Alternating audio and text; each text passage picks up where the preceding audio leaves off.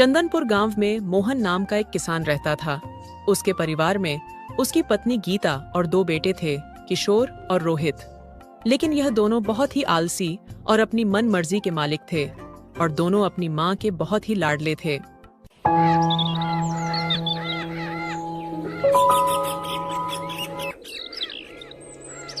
अरे किशोर, रोहित, कहाँ पर हो तुम दोनों? अरे कहाँ हो? अरे भाग्यवान, तुम ही बता दो, कहाँ पर है वह दोनों?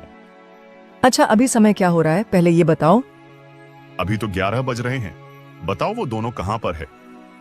हाँ, तो अभी मेरे दोनों बच्चे सो रहे हैं, अभी वो 1 घंटे बाद उठेंगे। तुम खुद तो जल्दी उठती नहीं और उन दोनों को भी यही सिखा रखा है, लेकिन मैं ऐसा नहीं होने दूंगा। अभी देखो मैं इनको कैसे उठाता हूँ। आज मैं इनको नहीं छोड़ूंगा। हाँ। फिर मोहन पानी की बाल्टी लेकर आता है और उनके ऊपर पानी डाल देता है। अरे अरे, बस करो मत, पानी डालो मेरे लाडले बेटों के ऊपर। तुम्हारे ही लाड प्यार ने इन दोनों को बिगाड़ रखा है। ये दिन भर बस गांव में आवारा की तरह घूमते रहते हैं और दिन भर सोते रहते हैं। पता नहीं मेरे मरने के बाद इन दोनों का क्या होगा। पिताजी, हम दोनों खेतों का काम करने के लिए नहीं बने हैं। हमने कल रात को ही ठान लिया था कि हम दोनों पढ़ाई करेंगे और कलेक्टर या कोई और अफसर बनेंगे। ठीक है, तो मैं तुम्हें 1 महीने तक कुछ नहीं बोलूंगा और 1 महीने बाद जब मैं तुम्हारी पढ़ाई के लिए पैसे जमा कर लूंगा, उसके बाद अगर तुम दोनों ने पढ़ाई नहीं की तो तुम दोनों को मेरे साथ खेत पर काम करना पड़ेगा। ठीक है, चलो पिताजी, अब आप जाओ, हमें थोड़ी देर सोने दो। अभी 1 घंटा बाकी है 12 बजने में। हाँ, चलो जाओ, सोने दो मेरे दोनों लाडले बच्चों को। फिर मोहन वहां से चला जाता है और वो दोनों फिर से सो जाते हैं। फिर 1 घंटे बाद वो दोनों उठते हैं। उठ गए दोनों कलेक्टर और अफसर। जाओ, जाकर खाना खिलाओ अपने लाडले लाडले बेटों को। ऐसा कहकर मोहन खेत पर चला जाता है।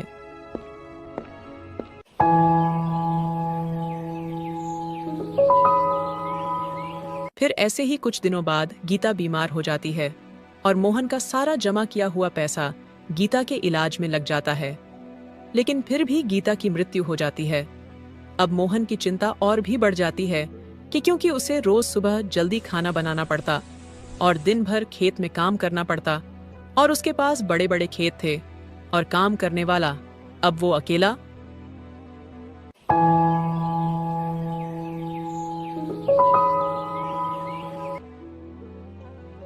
अरे दोनों नालायक, उठ जाओ कामचोर।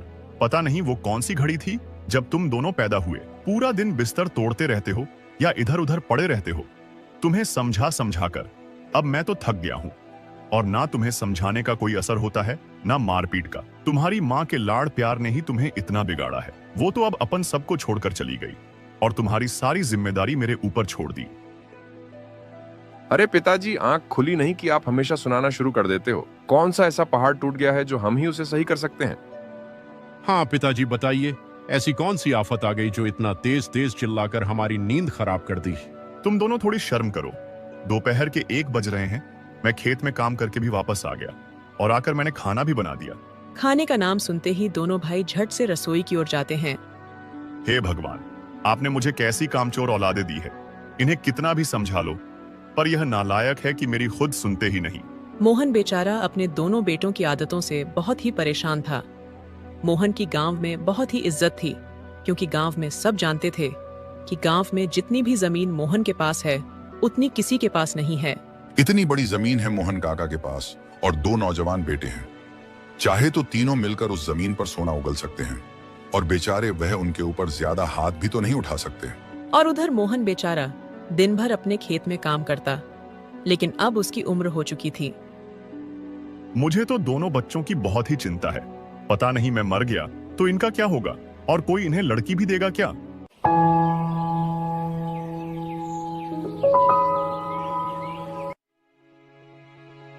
सुनो नालायक, मैं किसी काम से दूसरे गांव जा रहा हूँ। वो सब तो ठीक है पिताजी। एक तो आपने हमें सुबह सुबह जल्दी उठा दिया, कुछ हमारे बारे में भी सोच लेते और कुछ खाने के लिए ही बना देते। जिस तरह तुमको आलस आ रहा है आज, उस तरह मुझे भी आलस आ रहा है। तुम्हें जो बनाकर खाना है तुम वो खाओ, भूखे रहना है तो भूखे रहो। मैं किसी काम के लिए जा रहा हूँ तो मुझे पीछे से मत रोको। ऐसा कहकर मोहन वहां से चला जाता है और अपने बचपन के दोस्त रामू के यहाँ जाता है।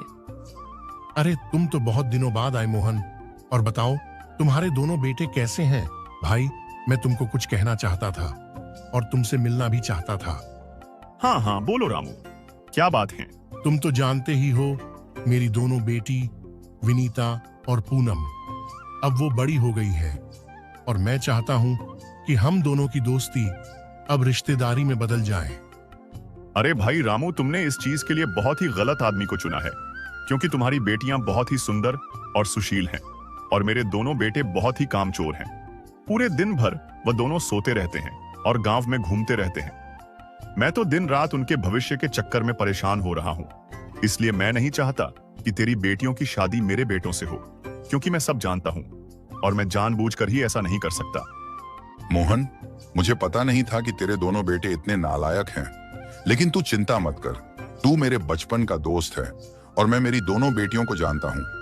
वो कुछ ही दिनों में उन दोनों को सुधार देगी। तुम्हारे दोनों बेटे अभी खोटे सिक्के हैं, लेकिन वक्त आते ही वह चमक जाएंगे। अगर उन्हें रामू तुम देख लो तो तुम्हारी यह बातें तुम मुझे दोबारा कभी नहीं बोलो, क्योंकि वो दोनों खोटे सिक्के ही नहीं, उनके ऊपर पूरी तरीके से जम लग चुका है और मुझे नहीं लगता कि अब वो दोनों सारी जिंदगी कुछ करेंगे। अरे तुम उस बात की चिंता मत करो मोहन, मुझे अपनी दोनों बेटियों के ऊपर पूरा भरोसा है। तुम तो बस घर जाकर शादी की तैयारी करो। रामू के बहुत कहने पर मोहन मान जाता है। लगता है तुम सही कह रहे हो, उन्हें उनकी माँ ने ही बिगाड़ा था। अब हो सकता है उनकी पत्नियां ही उन्हें सुधार सकती हैं। ठीक है, फिर मैं चलता हूँ।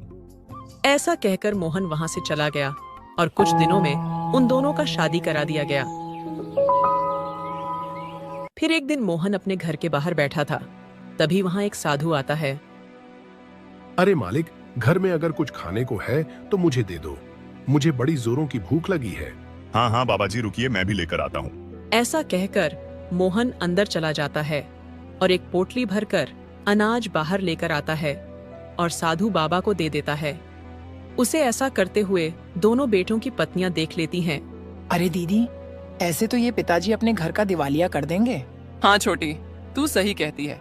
क्यों ना अपन अपने पति को बोलकर इस घर का बंटवारा करवा ले, ताकि पिताजी किसी को कुछ ना दे पाए। हाँ दीदी, आज रात को उन्हें घर आने दो, फिर अपन बात करते हैं। फिर रात होने पर जब किशोर और रोहित घर आते हैं। सुनिए जी, मुझे अब यहाँ नहीं रहना है, क्योंकि आपसे खेतीबाड़ी का काम होता नहीं है और पिताजी घर का अनाज लोगों में बांट देते हैं। इसलिए मैंने एक उपाय सोचा है। क्यों ना आप दोनों भाई मिलकर पिताजी से अपने हिस्से का बंटवारा कर लो और कोई किराना की दुकान शुरू कर दो, ताकि आपको भी खेत में जाने के लिए डांट नहीं पड़े। हाँ, मुझसे वैसे ही खेतों में काम नहीं होता। मैं कल ही सुबह भैया से बात करता हूँ। अरे जो कुछ भी करना है जल्दी कीजिए, क्योंकि आपके भैया भी यही चाहते हैं। और उधर दूसरी ओर विनीता भी अपने पति किशोर को सब समझा देती है।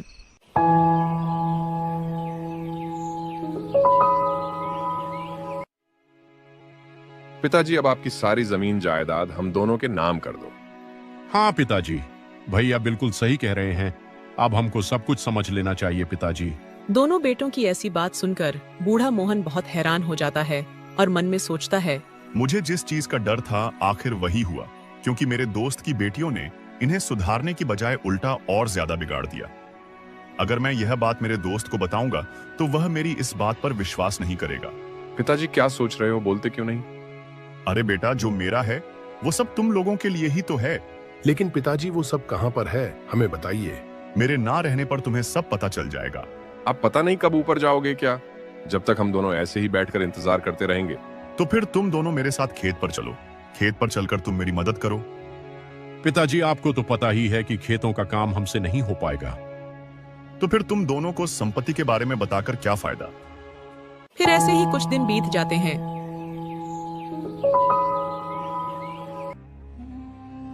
दीदी, पिताजी कहाँ चले गए हैं? मैं उन्हें उनके कमरे में चाय देने गई थी तो वह वहां भी नहीं थे।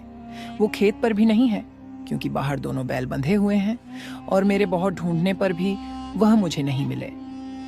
अरे अरे, ये क्या हो गया? चल जल्दी चल कर देखते हैं। फिर वो चारों लोग मिलकर पूरे गांव में मोहन को ढूंढते हैं।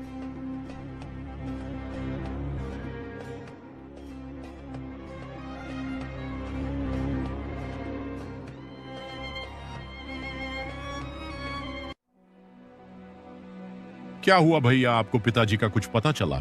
नहीं छोटे, वो मुझे खेत पर भी नहीं मिले और बाजार में भी नहीं है। तुम्हें कुछ पता चला क्या छोटे? तभी वहां एक आदमी भागता हुआ आता है। अरे किशोर और रोहित, तुम्हारे पिताजी जी ने नदी में कूदकर अपनी जान दे दी है और वो नदी के तेज भाव के साथ नदी में बह गए हैं। पिताजी आप कहाँ चले गए? कहाँ चले गए पिताजी? आप हमें छोड़कर क्यों चले गए पिताजी? आप हमें छोड़कर कहाँ चले गए पिताजी? हम लोग आपकी कितनी सेवा किया करते थे पिताजी। आप कहाँ चले गए? कहाँ चले गए पिताजी? अब आप भी जाइए। अरे ओ, तुम दोनों चुप हो जाओ। अब हम दोनों देखते हैं कि क्या करना है। फिर इसी तरह कुछ दिन बीत जाते हैं, लेकिन उनके पिताजी लौटकर वापस नहीं आते। देखिए, मुझे लगता है कि पिताजी लौटकर वापस नहीं आने वाले। तो क्या आप पिताजी सच में वापस नहीं आएंगे भैया?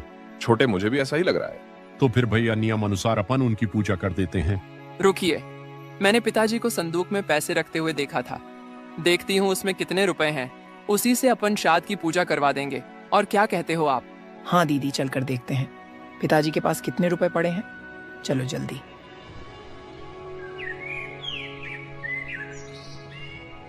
ये देखिए, पिताजी ने तो केवल 300 ही रखे हैं। मुझे तो ऐसा लगता है पिताजी बाकी के पैसे अपने साथ लेकर गए हैं। तभी उन्हें बाहर से आवाज आती है। अरे भैया, जरा घर के बाहर आइए, जल्दी बाहर आइए। क्या रमेश, क्या बात है? भैया, मुझे चाचा जी ने 1500 उधार दिए थे। मैं आपको बस वापस वही देने आया हूँ। शायद आपको इन पैसों की जरूरत हो, आपके यह काम आ जाए। पैसा देकर रमेश वहां से वापस चला जाता है। मुझे ऐसा लगता है पिताजी ने बहुत से लोगों को ऐसे ही पैसे बांट रखे होंगे। पता लगाइए आप दोनों जल्दी से। हाँ, पता लगाइए। छोटी सही कह रही है। अपन पैसों से पिताजी के नाम का श्राद्ध करवा देंगे। उसके बाद कहाँ कितने पैसे हैं, जमीन जायदाद है, पता लगाकर उन्हें अपने अपने नाम करवा लीजिए। फिर ऐसे ही कुछ दिन बीत जाते हैं। तो एक दिन एक आदमी मोहन के घर के बाहर आकर खड़ा हो जाता है। अरे मोहन भाई घर पर है क्या? तभी चारों घर के बाहर आ जाते हैं। अरे कौन हो भाई तुम? अरे मोहन भाई घर पर है क्या? उन्हें बाहर बुलाओ। बताइए आप कौन हैं और आपको उनसे क्या काम है? मोहन भाई ने मुझसे 30,000 उधार लिए थे। मैं बस वही पैसे वापस उनसे लेने के लिए आया हूँ। वो तो अब इस दुनिया में नहीं है, वो तो गुजर गए हैं, इसीलिए अब तुम्हें पैसे नहीं मिलेंगे। मोहन भाई, आप सबके क्या लगते हैं? वो हमारे पिताजी हैं। तो जब तुम लोगों के पिता ने उधार लिया है तो अब उनके बेटों को ही वापस करना पड़ेगा, क्योंकि यही नियम है। और अगर नियम नहीं मानोगे तो मैं तुम्हें पुलिस चौकी ले जाऊंगा। अरे बाप रे, सत्यानाश हो। हमें पुलिस चौकी में नहीं जाना। आप एक काम कीजिए, हमें थोड़ा सा समय दे दीजिए, आपके पैसे आपको मिल जाएंगे। ठीक है, तो फिर मैं कुछ महीने के बाद दोबारा यहाँ आऊंगा, जब मुझे मेरे पैसे दे देना। ऐसा कहकर वो आदमी वहां से चला गया। भैया वो तो फिर से वापस आ जाएगा। अब क्या होगा? अगर वो हमें पुलिस चौकी ले गया तो क्या होगा? पिताजी की जो भी जमीन है हम उसे बेच देते हैं और जो भी पैसे आएंगे उन पैसों से अपन इस आदमी के पैसे दे देंगे। इसलिए अपन अभी सीधे सरपंच जी के पास चलते हैं। फिर वह दोनों भाई सरपंच के पास जाते हैं।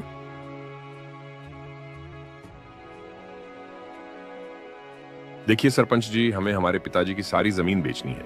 यह सब तुम क्या बोल रहे हो? तुम लोग जमीन कैसे बेच सकते हो?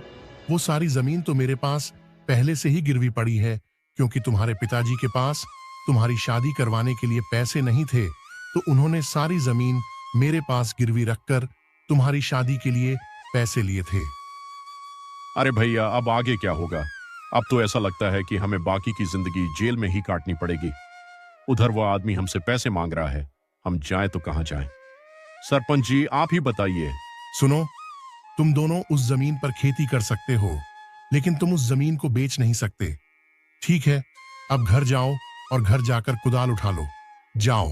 चलो छोटे, अपन अब यहाँ से घर चलते हैं और कुदाल लेकर खेत में चलते हैं और जाकर खेती करते हैं, वरना हमें जेल में जाना पड़ेगा। यहाँ रुकने का कोई भी फायदा नहीं है। फिर वह दोनों भाई वहां से चले जाते हैं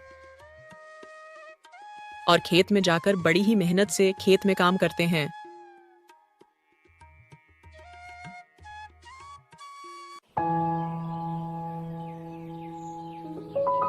कुछ ही महीनों के बाद पूरी जमीन फसल से भर जाती है। देख भाई देख, हमारी जमीन पर कैसी फसल उगी है। हाँ भैया, अब हमें किसी भी बात की चिंता नहीं रही। इस फसल को बेचकर हम उस आदमी को पैसे दे देंगे और बाकी के जो भी पैसे बचेंगे वह पैसे हम सरपंच जी को देकर अपनी जमीन छुड़ा लेंगे। सच में पिताजी हम लोगों के लिए इतनी बड़ी संपत्ति छोड़कर गए हैं और हम इस बात को समझ नहीं पाए। हम लोग बस संपत्ति संपत्ति करके फालतू में ही पिताजी को बुरा भला कहते रहे। हम लोगों से बहुत बड़ी गलती हो गई। अब मुझे समझ आया कि हम लोगों ने कितनी बड़ी गलती कर दी। अब मुझे तो बस एक बात का ही अफसोस है कि पिताजी यह सब होते हुए नहीं देख पाएंगे। अब ये सब सोचने का कोई भी फायदा नहीं है, क्योंकि पिताजी अब वापस नहीं आएंगे छोटे। अब हम इस तरह से पिताजी की सारी जमीन छुड़वा लेंगे। अब हम पिताजी की सारी संपत्ति वापस ले आएंगे। पिताजी, आप जहां कहीं भी हो, हम सब लोगों को बस आपका आशीर्वाद चाहिए, क्योंकि अपन सब अच्छे इंसान बन जाते हैं तो पिताजी की आत्मा को शांति मिल जाएगी। हाँ भैया, आप बिल्कुल सही कह रहे हो। अब आने दो उस आदमी को, बड़ा वो हमको धमकी दे रहा था। फिर ऐसे ही कुछ दिनों के बाद फिर से वो आदमी मोहन के बेटों के पास आता है। अरे ओ बेटा, जरा बाहर आओ, जल्दी बाहर आओ, मुझे मेरे पैसे दे दो, क्योंकि काफी दिन बीत चुके हैं। फिर दोनों भाई बाहर आ जाते हैं। ये लीजिए आपके पूरे 30,000 रुपए। बहुत बढ़िया बेटा, मुझे तुमसे यही उम्मीद थी। ठीक है, चलो अब मैं चलता हूँ। ऐसा कहकर वह आदमी वहां से चला जाता है। चलो भैया, अब हम दोनों जल्दी से सरपंच जी के पास चलते हैं और बाकी के पैसों से अपन अपनी जमीन छुड़वा लेते हैं। फिर वो दोनों सरपंच के पास चले जाते हैं। हाँ भाई, तो तुम दोनों अब फिर से यहाँ क्या लेने आए हो?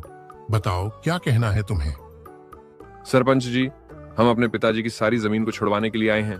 अरे वाह, तो अब तुमको मतलब अक्ल आ गई है। अब तुम दोनों समझदार इंसान की तरह बात कर रहे हो। बताओ तो, तुम दोनों कितने रुपए लेकर आए हो?